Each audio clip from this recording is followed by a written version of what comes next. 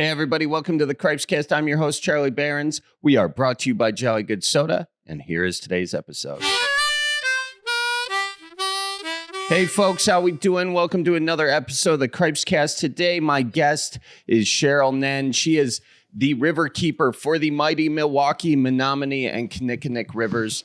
And we're talking all about waterways here today, folks. I know some of you are like, oh, God, we're talking about water. Charlie, geez Louise, again, you hippie. What's your deal? But, you know, we all drink it. We all need it.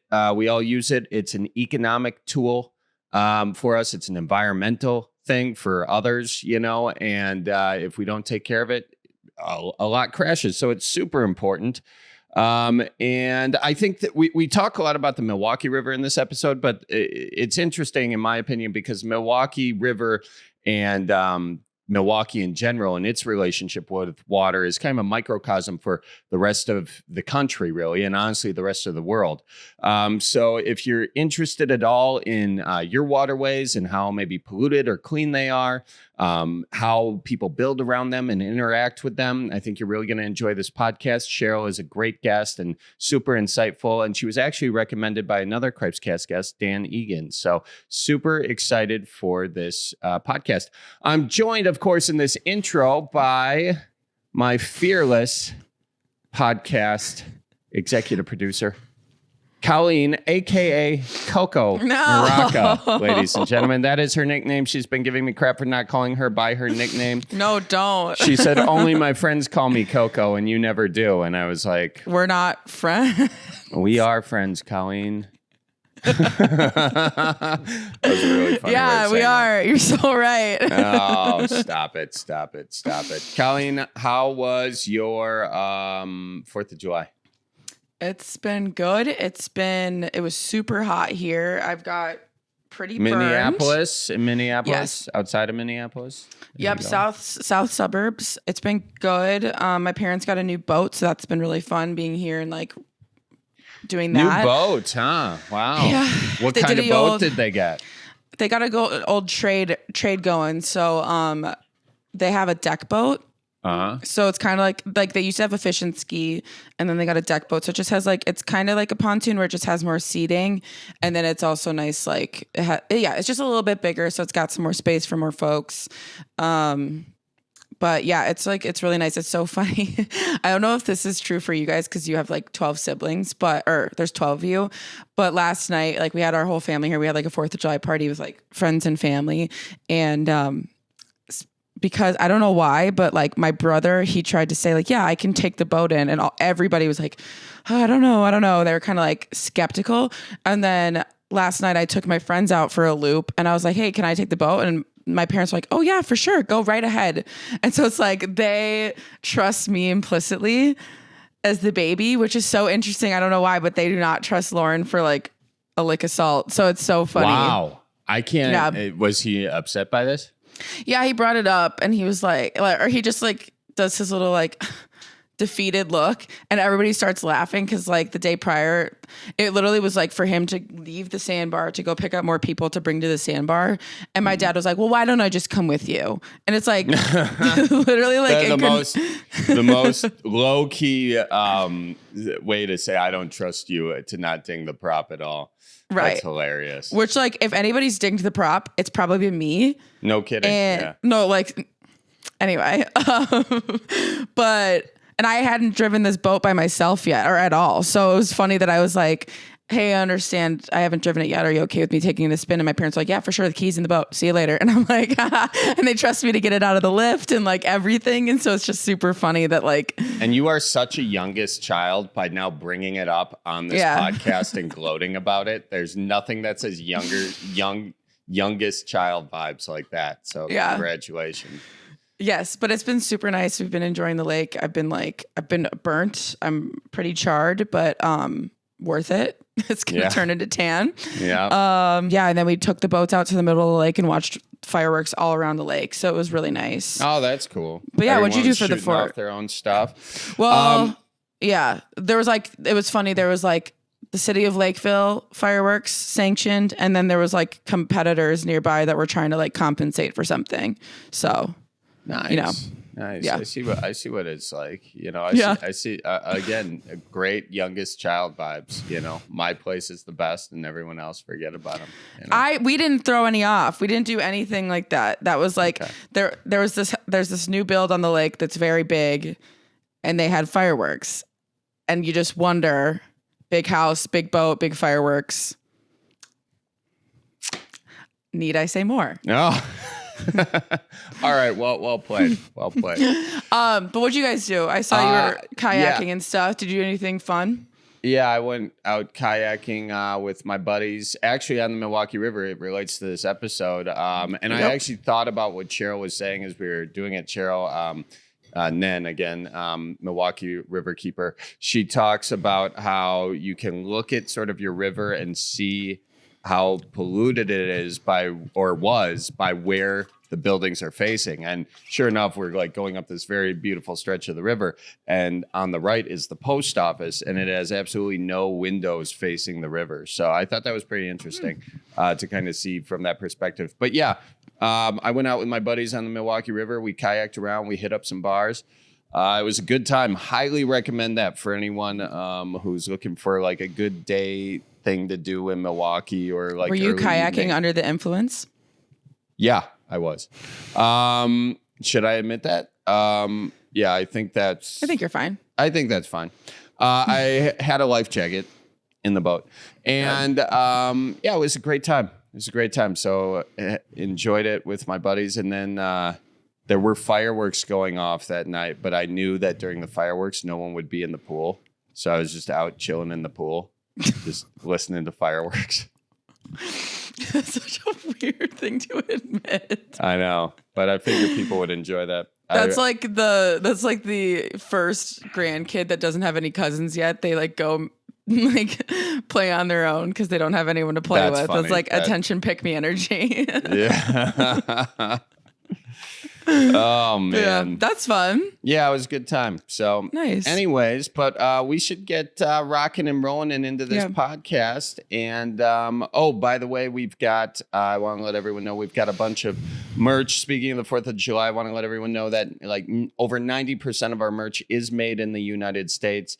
We try to do that for our workers here. We try to do that for the environment, lower carbon footprint. So check it out, Cripescast.com. We've got a ton of stuff, everything from sweatshirts, koozies, you name it, t-shirts, whatever, cribbage boards, cards, so much stuff.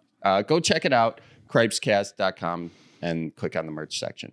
And I wish we had like a audio board where we could click things, because the thing that's been playing in my head this whole week has been like an eagle sound where it goes like,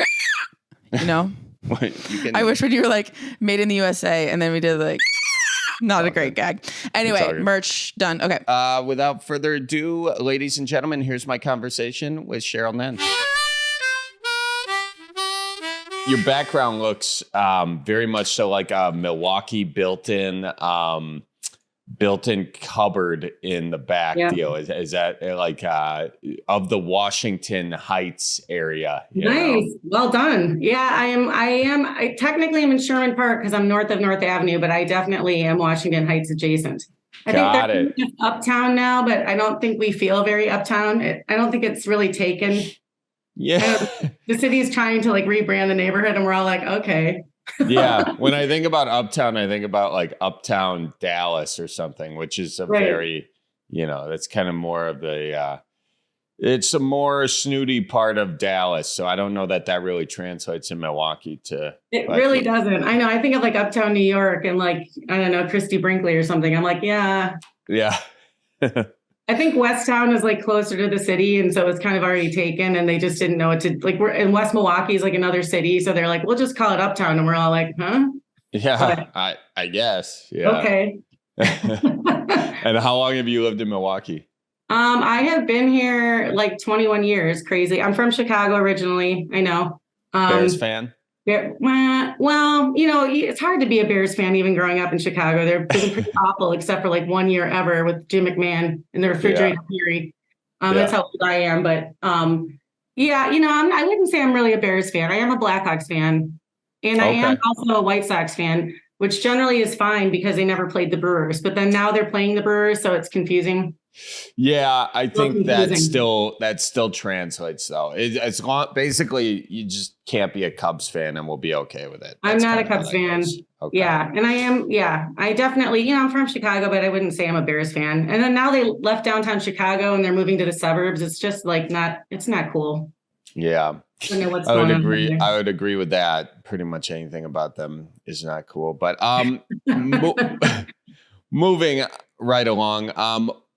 What got you into your position as Milwaukee Riverkeeper? Excellent question. Well, I'm a biologist, so I have a bachelor's in biology and a master's too in natural resource ecology. But, I think I grew up in the Chicago area. I've always loved being outside. I think, even we had a cottage growing up that was kind of in central Illinois, not far from the Illinois River. But, I spent most of my time as a kid, like wandering around the lake and walking along the river shores and swimming and water skiing and all, that good stuff, fishing. So I always, loved outside. I thought, growing up, I thought I'd be a doctor. I was really thinking that was kind of my path for a while. And then at some point, I think I realized that I could get paid to just like work outside and protect natural resources. And that just seemed like a much better fit for me. So I kind of got into the field. Previous to here, I'd worked for the U.S. Forest Service for a while. I worked for the city of New York, managing natural areas for about 3 years. I did Peace Corps as Peace Corps volunteer in Ecuador and kind of did some crisis relief work after Hurricane Mitch in Honduras after grad school a bit. But I just I did some consulting. I worked for the state of Michigan for a while. And then I think I moved here actually to Milwaukee to do a Forest Service job and was doing that for about a year and got laid off. And, I really wasn't sure if I was going to stay in Milwaukee or not or move back to Chicago because I hadn't lived actually in Chicago either in quite a while. But I found out that there was a job available. And at the time, we were friends of Milwaukee's Rivers when I started there, which was about 20 years ago, actually now, which is crazy. I heard about the job and it seemed really exciting and applied and I got it. And so I think I was hired on a 1-year contract and it's been, 20 years. Wow. Now, what exactly, for those who don't know, what is the importance of sort of the Riverkeepers? It's a national situation. And in Wisconsin, is it just Milwaukee that has one? Are there other places? Can you give people a little bit of a background just so everyone understands? Sure. Yeah. So Waterkeeper Alliance is kind of an umbrella group, really a global movement of really community-based advocacy organizations that work for clean water and healthy communities. And we have about 320 groups in 47 countries. But we're all made up of individual groups that are self-sustaining, kind of grassroots-based community groups. So Milwaukee Riverkeeper was started in 1995 here by a group of residents that really wanted to clean up the rivers. They were just frustrated by the amount of trash and dams and concrete channels and really wanted to work to reform the rivers and improve water quality and wildlife habitat. So we were started in 1995. We didn't become a waterkeeper organization, I think, until around 2008, if memory serves. Actually, no, I think it was a little bit earlier than that. But anyway, I mean, all of our organizations were essentially locally funded and supported organizations, but we kind of are aligned with a larger network of groups that are doing this work now, across the globe. So we are the only waterkeeper in Wisconsin right now. We have about 8 Great Lakes groups that we work pretty closely with as well on kind of Great Lakes policies, but we're part of this larger movement, which is, I think really exciting too. So we're all like always kind of teaching and learning from each other. And when sort of you bring that down to Milwaukee, what inspired you? Do you remember a moment that you were inspired to really take this on in Milwaukee, or was it kind of the job was opening, it was there, so that you had the interest in the past?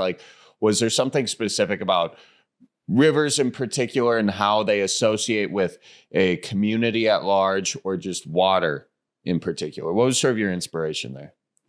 Yeah, I've always loved water. I think I'm lucky. I grew up along the Great Lakes and have always kind of oscillated around them throughout, most of my life. And, So I definitely knew I wanted a career protecting natural resources. And, and so when I started my position at Milwaukee Riverkeeper, I was doing kind of more program management. But I think, my background, I kind of worked for state government, federal government, local government. And when you work for government, you often, can't really advocate. You can't really speak loudly or forcefully for the resources. There's a lot of rules, right? and different things involved. Yeah.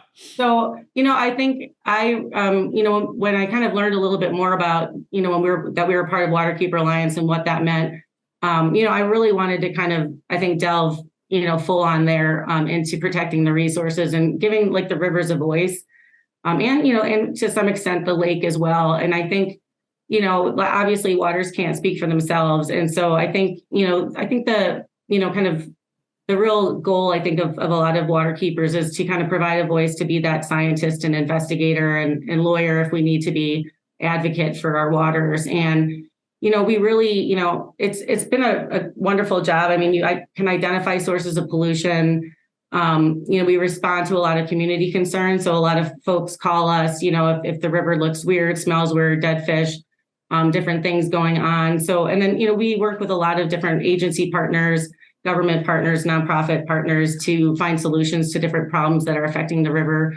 So, I think it's kind of been a really good fit for me. I mean, I have a science background, and we kind of often say that we're a science-based advocacy organization because I think it's really important to base your advocacy on actual facts and actual data. And I think it gives us more legitimacy when we're speaking to, kind of local, state, federal decision makers that a lot of, times when we're advocating for the river, that is coming from a place of science and actual, statistics and data that we've collected. So, I think it's just been kind of a wonderful job. I've been here for 20 years, which I don't think I expected that I would be here as long as I've been here. But, it's just been a really, great kind of mix of different skills and being able to kind of like use the science, but really apply it and, and kind of to give a voice to the rivers and really strongly advocate for them. It's been, it's been a pleasure and a privilege. Sure. And I kind of want to focus in on Milwaukee because I think Milwaukee is kind of a microcosm for the United States as sort of a larger whole. This is a formerly very industrial town. There was a lot of sort of this dynamics of this push between the environment and industry, you know, and what initially had me interested in bringing you on is right now they're dredging the Milwaukee River. Right. And I think that's a very visual representation of this pushing between industry and the environment. Can you explain why they're dredging the river currently? And then I'll have a couple follow-ups on that. Yeah, for sure. So, exactly what you said. I mean, Milwaukee is, has a very strong industrial past. I think, we're really here. I mean, the city's here because of this amazing access that the rivers provided, into the land, to the north and to the west and to the east. And so, even, early folks that came here were extracting natural resources, developing businesses and industry. We were really, producing like a very high percentage of rail cars for the whole country. Of course, we had tanneries, we had breweries, and there was a lot of industry that, lined the rivers. As part of that, there was a lot of modification. So, most rivers, if you go to the natural portions of the Milwaukee River, they're sinuous, they meander, they move. Downtown, obviously, we straightened everything, we hardened everything with seawalls. We made everything deep so that big ships could come in and out. And, most of that was for industry. And, prior to the Clean Water Act, which went into effect in, 1972, people were dumping pretty much anything that was possible into the Milwaukee River as well. Isn't that nuts? That was the thing. About. Yeah, I mean, 1972, right? So, I mean, that's like pretty, recent and 50 years ago or so. And, prior to that, like kind of anything went. And if you look at some of the early Milwaukee papers, which I sometimes get sucked into for different projects, but, the rivers were bad. They were catching fire. I know the Cuyahoga gets all of the notoriety for burning fires, but Lincoln Creek caught on fire. Like somebody was burning leaves one day and like an ember went onto the creek and set it on fire. And, back then, in the early days, the fireboats, we still have fireboats, but they were much more active. There was a lot of pollution and, And, the rivers got pretty bad. And I think you can really see that if you go to downtown Milwaukee, they literally put the backs of the buildings to the river. And, right. The front of the buildings are in the street level. And they were like, oh, no one likes that river. It smells and there's bad things coming down. So we'll put the back of the buildings along the river. And, until the Riverwalk went in, which was kind of like 90s, I think, it was really hard to access the river, and people really didn't want to spend a lot of time there, because it was very polluted. And, there's been a series of a lot of, huge sewer improvements, that have made a big difference. We've been able to remove dams that has really opened up the river and dramatically improved, fisheries and water quality. But we still have all this gunk that's kind of on the bottom of the river, that some of which has been down there for, hundreds of years probably, or as, maybe as long as the city has been here. So we're we have kind of a designation. It's called an area of concern by the U.S. Environmental Protection Agency. And what that is it's a group of about 43 American and Canadian cities, harbors, ports that are, toxic. Basically, we have a very high level of industrial contamination. And they acknowledge that this was a problem because we're also tributary to the lakes, which are our drinking water supply, right, for 40 million Americans and Canadians. So there was a sense of, well, we need to clean up these rivers and these harbors that are, contaminated, that are going to affect our drinking water supply.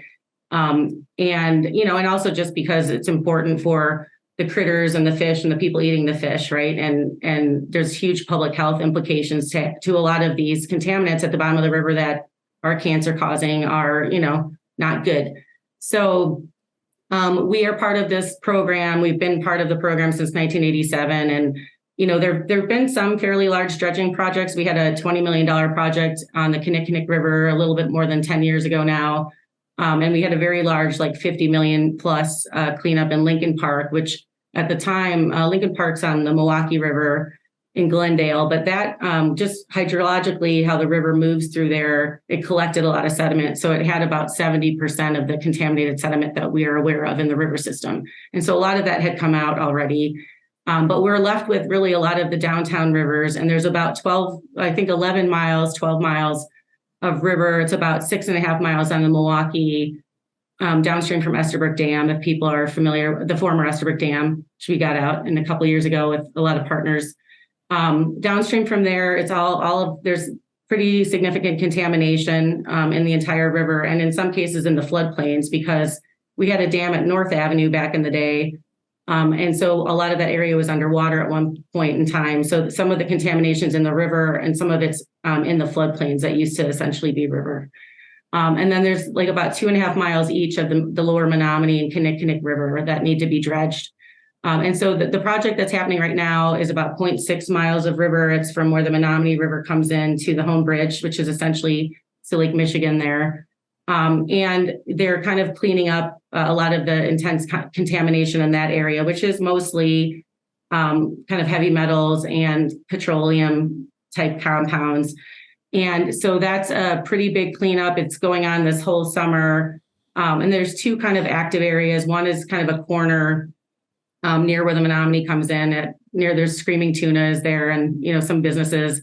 That corner's actually already been cleaned up for the most part. They've worked really hard the last month or so, and it's pretty much been dredged already. And so the rest of the summer, most of the activity will be on that kind of east bank of the Milwaukee River, along the kind of straight, kind of east-west section of the river downtown in the 3rd Ward. And we're hoping that will be done kind of around Labor Day. This is part of, this much larger project. So this is the very first section of dredging. We will have about 2-year break in dredging while we are building a new facility that can contain a lot of the contamination, the sediment that's coming out of the river. Where does that go? Good question. So because actually 2 questions, just real quick. So if you look at the river right now, you kind of see the oil or the petroleum or whatever on the top, and it also smells down there. Does that smell, do those fumes or whatever, is that safe for people to just kind of be inhaling and all that? Yeah. So they're basically doing something, it's called hydraulic dredging. So the way I kind of explain it to people, it's kind of like using a giant vacuum cleaner. So they're down there very precisely sucking up some of these contaminated spots. Mm-hmm. And, in the bottom, because there are a lot of petroleum compounds that we're removing, there is like a sheen that you can see on top of the river in different places. So you'll see there's like boats that are going back and forth with booms and absorbent materials, and they're trying to skim most of that off. Yeah. The whole site too is surrounded by sediment curtains, and they have monitoring devices upstream and downstream. And I just got some information earlier in the week, but they pretty much, we haven't seen any spikes in sediment, which has been good. I mean, luckily for this project, I wouldn't say for us in general, it's been kind of a drought. We've had very little rain, so that's helped them do the project. And there hasn't been a lot of like transport out of that site, so far, which is good. I think if we start, if we get a big rain event or a big flood, I think it might get a little bit tricky. But so far, I think the project seems like it's going really well. I think that they're on schedule. I think whenever you're kind of sucking things up from the bottom of the river, there is sometimes, it's a low oxygen environment, and there's sometimes smells that kind of that rotten egg smell. But so I think people might be smelling that. It's nothing harmful. It's kind of more the biological breakdown of a lot of the petroleum that's been down there. Mm-hmm. And it's been fairly minimal. The interesting thing down there too is you have the Milorganite, kind of fabrication area of MMSD. They all kind of smell a little bit different and kind of weirdly, I know what everything smells like, but there's multiple smells that are happening down there. Yeah. It may not just be from that. I get that. And the lakes are returning sometimes, we've had some kind of interesting spring weather here. So, but I feel like in general, it hasn't, obviously there's some noise and that as well, but the hydraulic dredge is this vacuum cleaner sucks this stuff up, and it is basically going in an underwater pipeline that's sunk. You can't really see it, but it goes kind of all the way out the Milwaukee River, out the gap, underneath the Hone Bridge, and then heads south. And essentially there's a special cell it's called our confined disposal facility, but it's essentially a piece of property that's near where the Lake Express ferry is, if people are familiar with that. It's kind of in the Port of Milwaukee. There's a large area that if you're going over the Hone, it kind of looks like a wetland if you look, toward the lake. Yep. That area essentially is what historically a lot of our dredge sediment has gone into. It's managed kind of by the Army Corps of Engineers, but there's a special area where most of that sediment is going, and they've built like a water treatment plant. So the sediment will remain kind of in a special cell that's contained that can't contact the lake or groundwater. And then the water that's kind of a lot of the water that's coming out of the river as part of this sucking, dredging project. That water is being cleaned in that treatment plant and then kind of discharged back to the lake. We were out there too earlier this week, and it looks, it looks like it's very clean, and it's actually a very small footprint when you get down there. It's kind of surprisingly so, but that area is not going to be big enough to take all of the dredge sediment for this whole project, which is 11 miles of stream that will be cleaned up.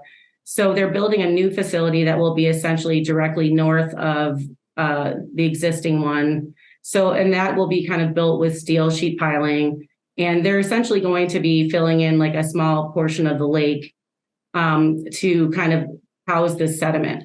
And that will also house additional sediment in the future that's dredged out of the rivers for navigation. So some of the big ships and stuff that come into the port will still be able to get in there. And that's an interesting element of this too. Like a lot of, historically, these rivers were dredged pretty methodically by the Corps, to a pretty significant depth so that these large ships could get in. Mm-hmm. So a lot of the contamination isn't necessarily in the middle of the river, because a lot of that had been dredged over years for dredging. And some of that is in that same facility. But a lot of what's happening right now in the third ward is it's really confined kind of along the seawalls is where a lot of that has kind of dropped out. So, and they're going down to really extreme. I mean, I think in some places they're going down to like 22 feet to remove sediment. So that's an incredible amount of sediment that's down there. Excuse the interruption, folks, but I just want to shout out the great and generous sponsors of the Cripescast. First off, I want to thank Jolly Good Soda. If you like, yourself a little sweet treat, make it a Jolly Good Soda. Okay, make it a jolly good time. I had some Jolly Good at my 4th of July party. It was getting sucked up like there was no tomorrow. Oh my gosh, people love that. The kids love it. The folks love it. You love it for your old fashions. Get it, jollygoodsoda.com. And ladies and gentlemen, I want to tell you about Fleet Farm. Your next summer outdoor adventure starts at Fleet Farm. Are you looking to get out on the water? Check out kayaks and canoes or towables and inflatables, or bring the water to your backyard with pools and pool maintenance supplies. Getting ready for a camping trip? Shop top brands in tents, sleeping bags, chairs, coolers, and more. Get everything you need for outdoor summer fun in one stop at the Fleet Farm. And of course, folks, the best way to support the Cripescast is go to cripescast.com. Click on the merch for our Midwest merch, USA proud and USA made. 96% of their stuff is USA made. Check it out. And other ways to, sort of support, you can go to patreon.com/Charlie Barons, and you can check out a bunch of behind the scenes videos. We've got a Dude Dad vlog when I was out there working with him coming out, putting in doc video coming out. Check it out. Patreon.com/Charlie Barons. All right, back to the Cripescast. Okay, so we have all this sediment down there. Now, the next question would kind of be like, who's paying for this? I know We Energies is doing this project. Why is We Energies doing the project? Is it a publicly funded thing? Because I think if you think about it, there was an industry that was responsible for putting it in the river. And that industry is 100 years old or whatever. Who's paying for it? So where's the money kind of coming from? Yeah, good question. So, most of the money for this project and for like the future dredging projects is coming from the federal government. So it's part of this area of concern program. And it's also been called like the Legacy Act program, but essentially, it's federal money, and that pays for about 65% of the expense here. 35% is like a local match that's required. And so in the case of, I'd say this project, but also for a large portion of the rivers that will be dredged in the next, probably 5 to 8 years, We Energies is going to be putting in a significant amount of that 35%. And that's because I think people kind of forget this but there were a lot of power plants downtown. There was one in the 3rd Ward very close to the existing dredging area that no longer exists. And the City Lights Brewing on the Menomonee River, if you've been there, that was one of the city's first power plants, essentially. I think that really was responsible for our first gas streetlights and things that we had in Milwaukee. So there was a power plant there that's now defunct. It's the City Lights Brewing. On the Milwaukee River, there is the Lakefront Brewery, which is also another great brewery, also is a power plant. And then not shockingly, the Powerhouse Theater, which is part of the Milwaukee Rep, was also a powerhouse, was another power plant. So, if you can imagine back then, a lot of those plants were all discharging, God knows, to the river, a lot of contamination.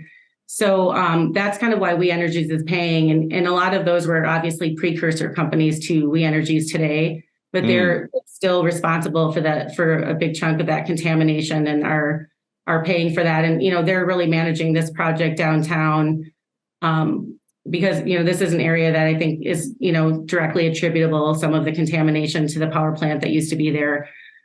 So they're paying, a good chunk of that 35% match. The city of Milwaukee is also putting in, quite a bit of money. They're funding this new containment facility, which is where a lot of the sediment will go. There's a lot of other, players that are putting in, smaller bits of funding, Milwaukee County, and MMSD has been doing a lot of the project management too for that facility because, when you get into an urban area, things get complicated pretty quickly, but there's a combined sewer overflow point that discharges kind of where they want to put this facility. So all of that has to be moved. There's a lot of, utilities and things as part of this project that make it a lot more complicated than I'm probably making it sound. But, even for this project that's happening right now, people might have noticed they've come in and put in some redundant seawall and they've pounded in some steel. Yeah. That's really because they don't want to dig too close to the wall where it would be undermined and it could cause some issues with the condos adjacent. So they are, in some cases, building kind of those walls down here. And after the dredging's done, they will have divers go down there and cut those walls off. And then that whole area that kind of wasn't clean between the walls will be heavily capped with, some, sand kind of gravel mixture. And then some of the other, portions of the areas that have been dredged will also be capped. But as I think they're moving up the Milwaukee River, the sense that I'm getting is they're probably going to leave a little bit of a buffer along the seawalls where they just won't be able to dredge. And those areas will be heavily capped.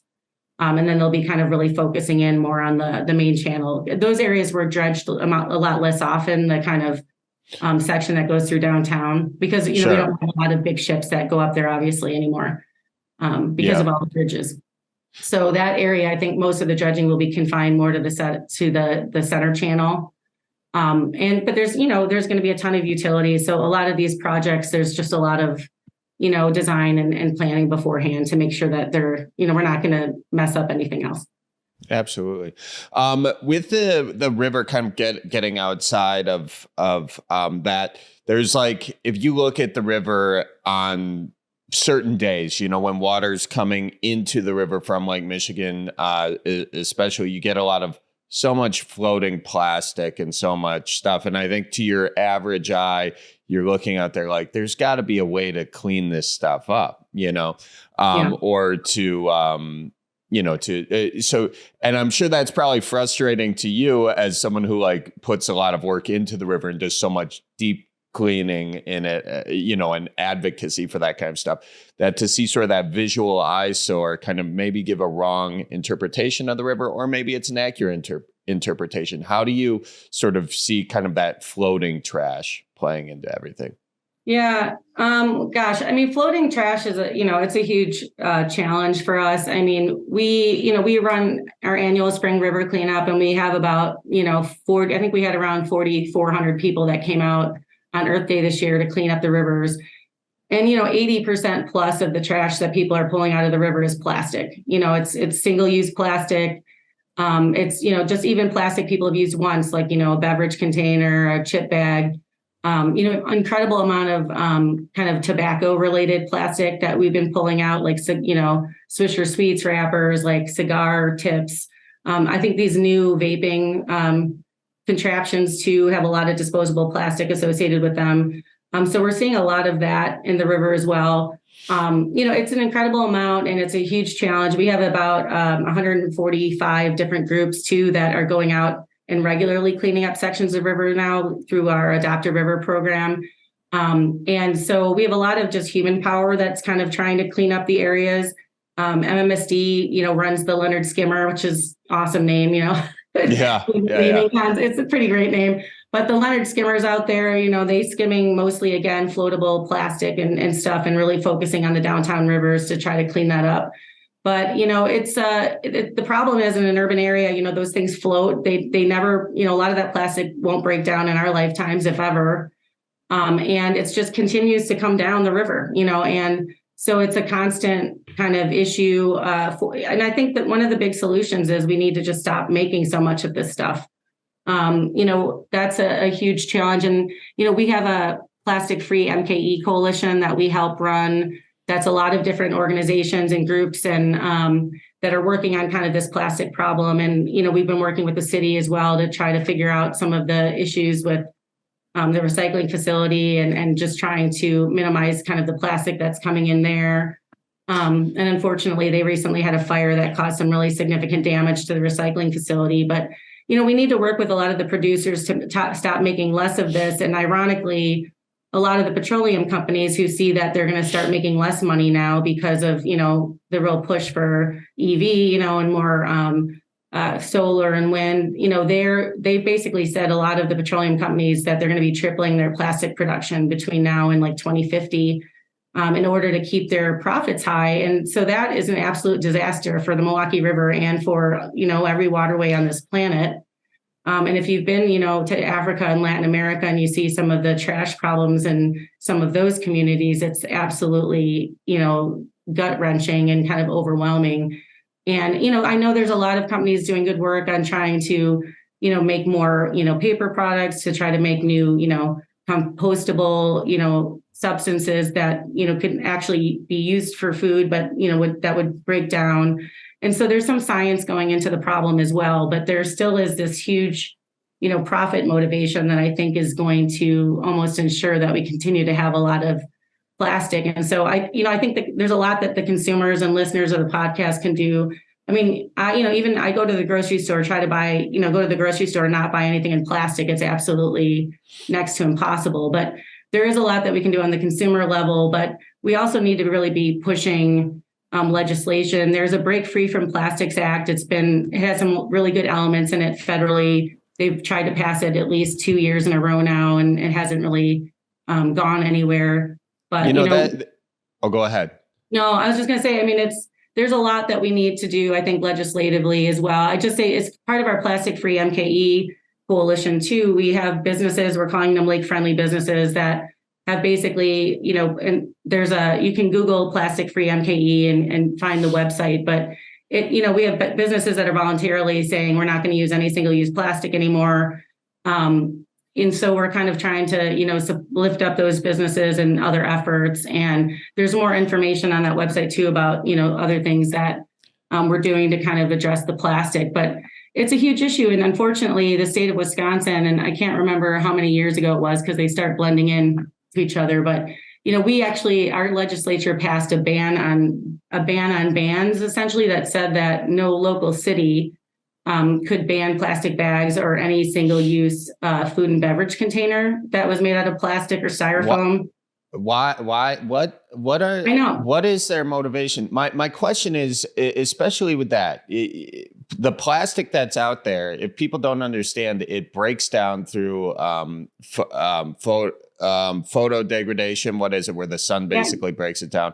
And then those little pieces of microplastic go into the waterways. We end up drinking the water. The fish eat it. If we eat the fish, we eat the plastic. So basically, because there are a bunch of, petroleum or plastic-based lobbyists or whatever, basically funding, these politicians, basically, there's no reason to listen to them, in my opinion, unless they're sort of funding some sort of campaign thing. And I hope that's not too cynical. I think that's more accurate, than it is cynical. They then listen to them more than the average person. But as a consequence, we're all eating this plastic. We're all breathing. Literally, it's in the air. We are breathing the plastic. We are drinking the plastic. It's hard to find any water samples without it.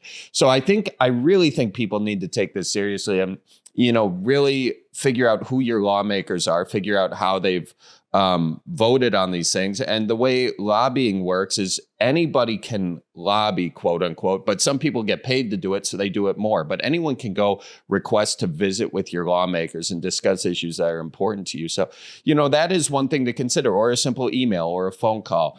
But that's one of the most frustrating things. And Wisconsin has so much crap like that, things that don't make any sense, but it happens. And it really pisses me off. And I hope people, think about why things are the way they are and who's making that happen. And this is one example. Yeah. And that bill, I mean, I don't know if memory serves, I wasn't even really sponsored by any legislators. It was clearly written by plastic companies or plastic lobbyists, and passed within several days. We found out about it maybe a day before it passed. And it is, it's not solving a problem. It's again, it's some political statement. I don't know, but it's not giving tools to local municipalities to deal with these issues, and even our river cleanups, for example, I mean, they're very expensive, to dispose a lot of this stuff. A lot of the sites we have to pay for garbage disposal. I mean, we have a lot of great partnerships with different entities and cities that help us with that. But, it's not $0 to remove a lot of this stuff from the environment once it's in there. And, it's very frustrating that they're kind of taking tools away from the city. The city of Milwaukee wanted to pass, some sort of a ban. And the only thing that we were able to get passed was actually a straw ban, because it was the one thing that wasn't in the legislation that said that they couldn't ban it. So we did get the straw ban passed, and that's slowly actually being enforced now. I think there was some grace period that was kind of given during the pandemic. And I think certainly during the pandemic, we kind of went the wrong direction because there was so much takeout, plastic junk. Don't get me going on the gloves and the masks and all that stuff. But I think we're finally kind of at least honing in back on that, but it's a huge issue. There is actually a state bill, and I can't remember the number offhand, but that was just introduced to try to undo that ban on bans. But again, because of kind of the gerrymandering at the state level and the way that, the districts are right now, it seems unlikely that that bill will pass. But it's a huge problem, and certainly in Milwaukee and the bigger cities in Wisconsin, but pretty much everywhere. And every town, whether you're a big town, small town, is really struggling to fund recycling and things now with dwindling budgets and more higher and higher expenses and more failing infrastructure everywhere, right? So it's a real challenge to fund recycling programs. And so it really, it's frustrating. I know a lot of us are trying to think about, they have these extended producer responsibility bills that have passed in other states that basically would require the plastic manufacturers to help fund recycling, help fund some of these programs. There's kind of, those bills have been passed we're looking at them as well for opioids because and actually drugs. We're part of a coalition called Take Back My Meds, Milwaukee. And, we're fundraising for like 100 plus medical drop boxes in Milwaukee County where people can bring back expired meds because, like if otherwise they're in the home where they're causing, issues, especially opioids and things can be abused. And on the water side, if they're flushed, a lot of those drugs can't really be removed through the sewage treatment process. So they're getting out into the waters where they're affecting the fish and maybe affecting us. I mean, they're very like small concentrations, but there are researchers looking at, impacts and fish behavior at very small levels of a lot of these endocrine disrupting pharmaceuticals, for example.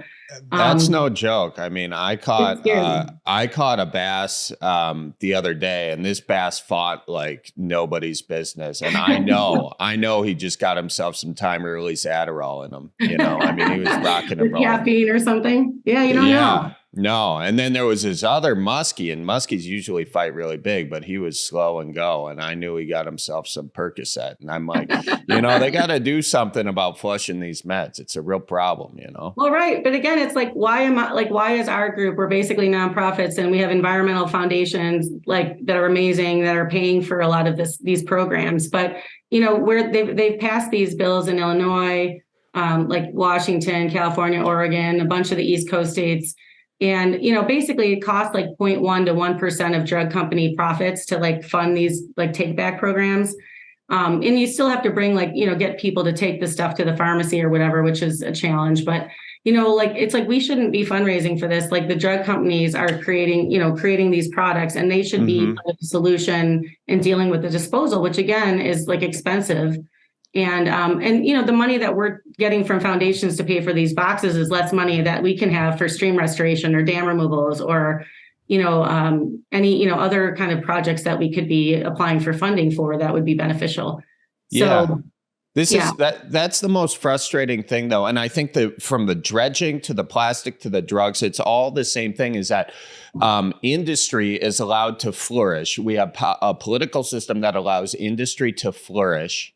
But the consequence of them flourishing is the rest of us not flourishing. So, and then there's, it's seen as government control, but it's paying your fair share if you cause the damage to, clean the damage, to do something about that. I don't understand where that mentality of maximize profits today, which at the expense of profits tomorrow, and that is just the way our entire society is driven. And it's a very frustrating thing for people who see past today. I mean, that's really seems to be what it comes down to. Yeah, there's really no precautionary principle anymore. I mean, it's like a lot of these drug companies or any other company, look at 3M. Like, I mean, there are companies that are just creating, huge pollutants. We have PFAS obviously now in the news, which is a very concerning issue. But, you're basically allowed to create these products, disseminate them. And, a lot of the products are important, like drugs are important. 3M has made, wonderful, well, I shouldn't say wonderful products, but products that have helped, like Gore-Tex and and products that we all use, that have helped us in our daily lives. But there's really never, like, to your point, there's, it's not like, well, let's make sure that this stuff is safe before we get it to the market. It's like, let's produce this, let the producers put the stuff out there. And then, 5, 10, 15, 20, maybe 20, 30, 50 years in the case of PFAS, we're finally, have the science to kind of start pushing back on some of this stuff. And, I think we need to do a lot better job of making sure these products are safe before we get them out into the environment and into our homes. Well, the frustrating thing with 3M is that they knew that it's no different than the oil companies. The oil companies knew about climate change. 3M knew about the effects of PFAS. And just so I don't get sued by them, 3M, I heard on the radio, I heard a report on the radio that said 3M knew about the reports of PFAS. Yeah. I don't think I need to say allegedly because I think that's been confirmed. Anyway, and they didn't do anything about it. There were signs that they buried it inside. That's the most frustrating thing when people are just so full of shit. And then they know it's going to hurt people and they put it out there anyway for the purpose of profit. I mean, it's one of the most pathetic things you can do, you know?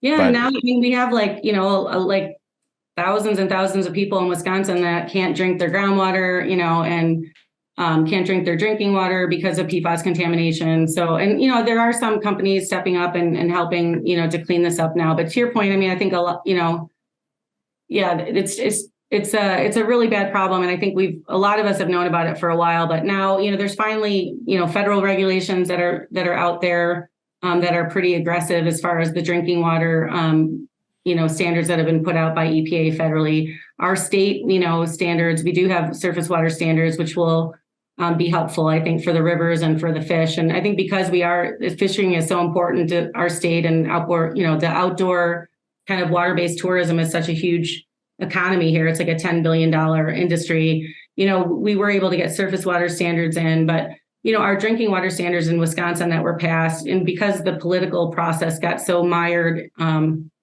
the politics really took over what those limits should be versus the science. The scientific levels that were proposed by the scientists were not accepted by the state legislature. So unfortunately, I think our state protections are very weak on the drinking water side.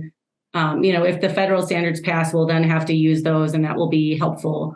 But we don't have any, groundwater standards. So there's a lot of people in Wisconsin on private wells that, are, at potential risk in a lot of cases, in a lot of areas where maybe there used to be a lot of heavy industry, and even in West Bend in our watershed, they have a residential well that was pretty highly contaminated, and they've taken that offline. And I think that the levels have come down really significantly. But, there are a lot of towns that are really struggling with this. And the state has proposed, right now, about $125 billion as part of this budget to help a lot of the local communities address that PFAS contamination. But at the same time, they are making it very cumbersome and difficult for communities to receive this funding. Like they might have to get approval from the Joint Finance Committee to get money to, get a safe water supply, which is kind of insanity. And there's a lot of, handcuffs being put on DNR as far as, kind of a condition of giving this money out to help people get safe drinking water,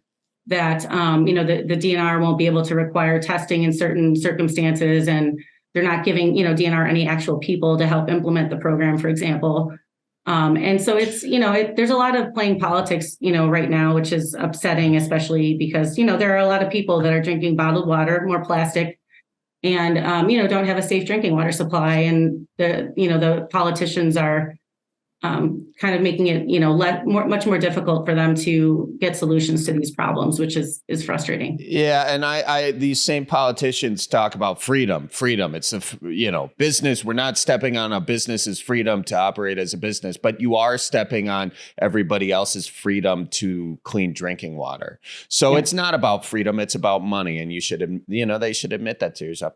I get so annoyed with this stuff, but I don't want to focus on being annoyed with it. I want to kind of focus in this last part of this podcast with what can people do that is productive? I think if you look at the Clean Drinking Water Act and a lot of the big environmental movements, they happened in the 70s. They actually happened under Richard Nixon, and it happened because it was the most politically advantageous thing for the Nixon administration to do at the time. And the question was why?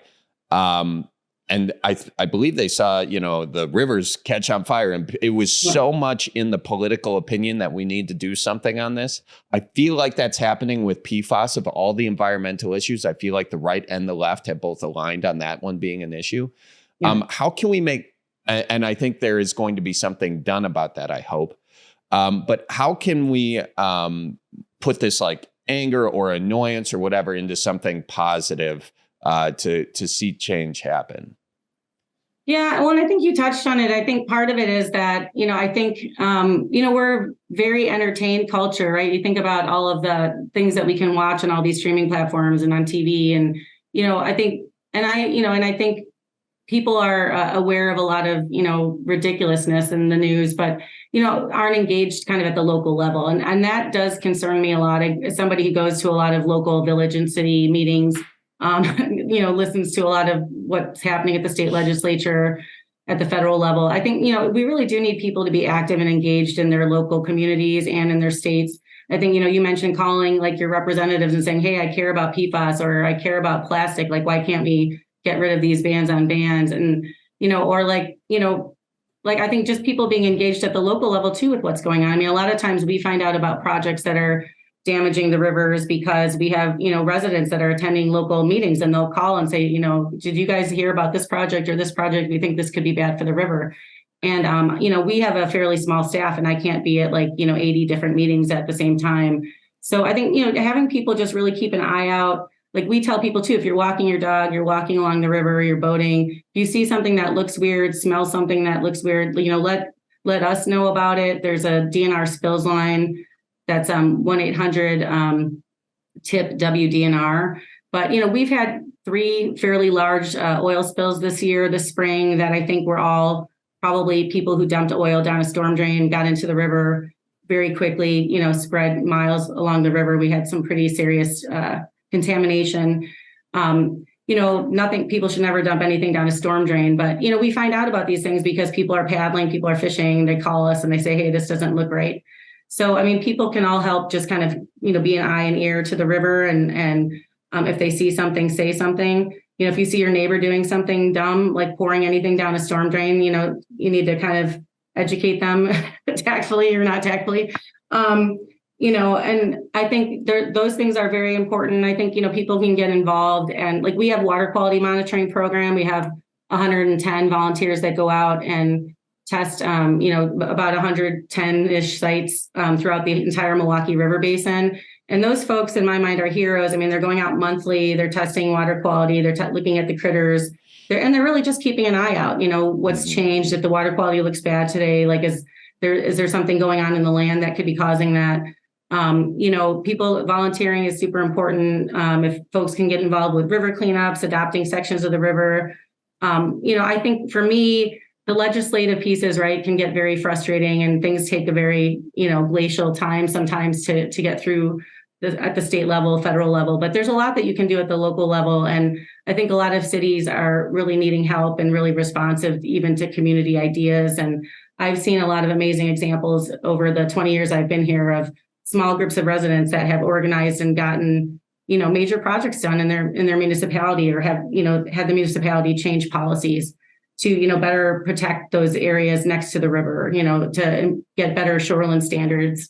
I mean, we passed these standards in Milwaukee, in pretty quick period of time to protect the entire Milwaukee River Greenway through overlay zoning, which is a bit of a clunky tool, but the long and short of it was there's just so much development, so many trees coming down, so much kind of, so many areas on the Milwaukee River. Roughly, it's about an 8-mile area between North Avenue and Silver Spring for people who are familiar with Milwaukee, but an 8-mile section of the Milwaukee River where people had enough, and we organized and we got protective zoning in place. And, that area now, you go down there and you think you're in, you're in northern Wisconsin and you're right in the city of Milwaukee. It's a very special area. A lot of amazing groups working to improve the habitat there, and improve the trails and improve access. And, and then so I think there's a lot of things that people can do and to still, make a huge difference in protecting water. And I think being involved at kind of all of those different levels, I think is really helpful. And then I think as a consumer too, really paying attention to what you're buying, really, not using, pesticides, not using fertilizers. There's a lot of natural ways that you can fertilize your properties, planting more native plants, using rain barrels, all of those things. I mean, I think we really need to get to a certain level to see a huge impact. But I think if everybody does something, I think it will definitely help. Yeah. Yeah. Well, thank you so much for coming on and educating us on all this. Really appreciate that. And if people want to get involved with the Riverkeepers, Milwaukee Riverkeeper, how can they do that? Yeah, so our website is MilwaukeeRiverkeeper.org, and you can also follow us on all the social medias. We do have a newsletter that you can sign up for that we send out about every 2 weeks that talk about different volunteer opportunities, ways that people can get involved, and then different fun things. We do, we do like a dozen or more paddles. We manage a water trail, which is kind of all the safe and legal access points to the Milwaukee River. So there's fun events and ways for you to get out in the water too. And I think that's really important, getting involved. I think the more that people get out onto the river, fish on the river, paddle the river, they'll want to protect it. They'll want to become a steward of the resource. I think if you're just driving over the rivers every day, kind of looking at them occasionally when you're driving to your meetings or to your events, I think it's hard to connect. But if you really get down there and use the river, I think people fall in love with it and will help us protect it. So, you can also join us on an event, find out about all that information on our website or our social media. That would be a good first place to start. That's awesome. Well, thank you so much. Hope to see folks out on the river and enjoying it as much as possible. And maybe you too will catch yourself one of them Adderall basses. I mean, that's a fight. I tell you what, it is. So thank you again. I really do appreciate you. Yeah, and thanks. I'll tell David that you said hi, and Sounds good. Yeah. And I hopefully we, maybe if there's an event or anything in the future and you guys need help, let me know. And we'd love that. We'd love to have you at any event. Drop by. Awesome. Cool. Okay, cool. Well, thank you so much, and we'll chit chat soon. Okay, awesome. Thanks, Charlie. All right, see you, Cheryl. That is it for this week's episode of the Cripescast, folks. Colleen, where can everyone go find Cheryl? If you want to know more about the Milwaukee River specifically, go to MilwaukeeRiverkeeper.org or go to at MKE Riverkeeper on all platforms. They'll keep you updated on what's going on with these specific rivers. But as Cheryl said in the podcast, if you're going on walks and enjoying the outdoors in the Midwest, which is just such a great thing to do in the summer, and you see a body of water that you're curious about and want to help clean, every city pretty much has someone involved in their local level where you can go help and start cleaning up. So reach out to your local officials or reach out to local organizations in order to help clean those riverways, because it's important. It's important. And also, like, our bodies are 80% water. So you're also helping yourself in a way if you don't want to be like altruistic. If you don't want to be 10% plastic. Exactly. So yeah, if you want to go to MilwaukeeRiverkeeper.org or MKE Riverkeeper on all platforms. Awesome. Ladies and gentlemen, thank you so much for listening. Colleen Maraca, thank you for being with me on this pod.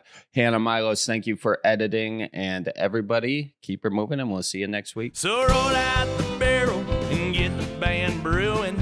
Life's got you down, just keep her moving. It's on Wisconsin, the Badgers say it's the old Wisconsin Jubilee. Sometimes when you're ice fishing, you put your foot in the walleye hole and go ass over tea kettle and you think you're done. No, you gotta keep her moving.